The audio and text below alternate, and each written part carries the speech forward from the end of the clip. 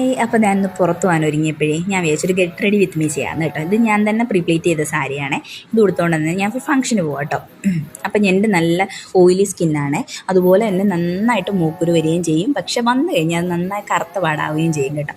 അങ്ങനൊരു സ്കിന്ന് എൻ്റെത്. അപ്പം ഞാൻ ഉപയോഗിക്കുന്ന ഒരു ഓയിൽ ഫ്രീ മോയ്സ്ചറൈസറാണ് ഞാൻ ഉപയോഗിച്ചത് കേട്ടോ. അതുപോലെ തന്നെ ഞാൻ സൺസ്ക്രീൻ ഉപയോഗിക്കുന്നത് വിഷ് കെയറിൻ്റെ കേട്ടോ. ഇത് വാട്ടർ ബേസ്ഡ് ആയിട്ടുള്ള സൺസ്ക്രീനാണ്. ഇത് സൂപ്പറാട്ടോ. ഇത് ഞാൻ രണ്ടാമത്തെ ബോട്ടിൽ ഉപയോഗിക്കുന്നത്. ഈ മൂക്കുരു ഒക്കെ വരുന്നവരുവേ, മുഖക്കുരു വരുന്നവരും അതുപോലെ തന്നെ നിങ്ങളുടെ സ്കിന്ന് ഓയിലി ആയിട്ടുള്ളവർ ഇത് ഉപയോഗിച്ചാൽ സൂപ്പറായിരിക്കും കേട്ടോ. ഞാനിതാണിപ്പം രണ്ടാമത്തെ ബോട്ടിലാണ് ഉപയോഗിക്കുന്നത് കേട്ടോ.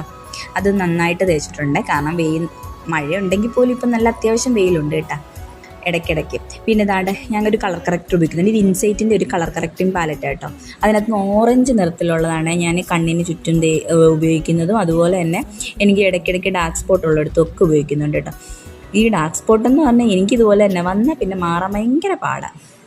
പിന്നെ ഇതാണ് ലാ ഗേളിൻ്റെ പ്രോ കൺസീലറാണ് ഞാൻ ഉപയോഗിക്കുന്നത്. ഇത് എന്നേക്കാളും കുറച്ച് ഷെയ്ഡ് ഡാർക്ക് ഷെയ്ഡാണ് ഉപയോഗിക്കുന്നത് കേട്ടോ. കാരണം നമ്മൾ ഓറഞ്ച് കളർ കറക്റ്റർ ഉപയോഗിച്ചിട്ട് പുറത്തുകൊണ്ടാണ് ഞാനിത് ഉപയോഗിക്കുന്നത് കേട്ടോ.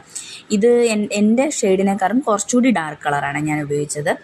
അപ്പോൾ എൻ്റെ സ്കിന്ന് പോലുള്ളവർ ഡസ്കി ഡാർക്ക് സ്കിന്നുള്ളവരാണ് ഉറപ്പായിട്ടും ഞാൻ ഈ പറയുന്ന ഷെയ്ഡെല്ലാം നിങ്ങൾക്ക് സൂപ്പറായിരിക്കും കേട്ടോ. അതുപോലെ ഫിറ്റ്മിയുടെ ഫൗണ്ടേഷനാണ്. ഞാൻ ഒത്തിരി ഫൗണ്ടേഷൻ ഉപയോഗിച്ചിട്ടുണ്ട്. എനിക്ക് കറക്റ്റ് ഷെയ്ഡ് കിട്ടിയത് ഈ ഫൗണ്ടേഷൻ മാത്രം കേട്ടോ. ഇത് 340 ക്യാപ്പിച്ചിനോ കേട്ടോ. സൂപ്പർ ഷെയ്ഡാണ്, കറക്റ്റ് ഷെയ്ഡ് എന്നാണ് നോക്കിയാൽ തന്നെ അറിയാം. കറക്റ്റ് എൻ്റെ ഷെയ്ഡ് തന്നെയാണ് ഇത് കേട്ടോ. അതുകൊണ്ട് തന്നെ ഞാൻ അതുപോലെ തന്നെ ടോഫി ഉപയോഗിച്ചിട്ടുണ്ട്. പക്ഷേ ടോഫി എനിക്ക് കുറച്ചുകൂടി പുട്ടിയിട്ട ഒരു ഫീലിംഗ് തോന്നി കേട്ടോ. ഇത് ഒട്ടും നമ്മൾ പുട്ടിയിട്ടൊന്നും തോന്നിക്കത്തേ ഇല്ല, കറക്റ്റ് നമ്മുടെ ഷെയ്ഡ് തന്നെ കേട്ടോ. പിന്നെ ഞാനൊരു ലൂസ് പൗഡറാണ് ഉപയോഗിക്കുന്നത്, ബനാന ലൂസ് പൗഡർ ഉപയോഗിക്കുന്നത് കേട്ടോ. അത് ഉപയോഗിച്ച് ജസ്റ്റ് ഒന്ന് സെറ്റ് ചെയ്തിട്ടുണ്ട്. അത് കഴിഞ്ഞിട്ട് ഞാനൊന്ന് ഐ ഷാഡോ ഇടുന്നുണ്ട് കേട്ടോ. ഐ ഷാഡോ എന്ന് വെച്ചാൽ ഞാൻ അധികം എനിക്ക് ഐ ഷാഡോ ഇടുന്ന അത്ര വലിയ താല്പര്യമില്ല. എങ്കിൽ പോലും ഞാൻ ലൈറ്റായിട്ട് ആ കളർ എൻ്റെ സാരിയുടെ തന്നെ ചെറിയ രണ്ട് ഷെയ്ഡ് ഞാൻ ഉപയോഗിക്കുന്നുണ്ട് കേട്ടോ. അതും ഒരുപാട് അങ്ങ് അറിയുന്ന രീതിയിലല്ല, ചെറിയ രീതിയിലേ ഞാൻ ഉപയോഗിക്കുന്നുള്ളൂ കേട്ടോ. കാരണം എനിക്ക് ഐ ഷാഡോ ഇടുന്ന അത്ര താല്പര്യമില്ലാത്തതുകൊണ്ട്. പിന്നെ ഞാൻ അതുപോലെ തന്നെ ആ ഇൻസൈറ്റിൻ്റെ ആ പാലറ്റിൽ തന്നെ പിന്നെ ഇച്ചിരി കൂടി ലൈറ്റ് കളറ് ഞാൻ ആ പിരികത്തിന് താഴെയായിട്ടൊന്ന് ഡിഫൈൻ ചെയ്ത് കൊടുക്കുന്നുണ്ട് കേട്ടോ. അത് നമുക്കൊന്ന് എടുത്തറിയാൻ വേണ്ടി, പിരികൊന്ന് പൊങ്ങി നിൽക്കാൻ വേണ്ടിയിട്ട് കേട്ടോ.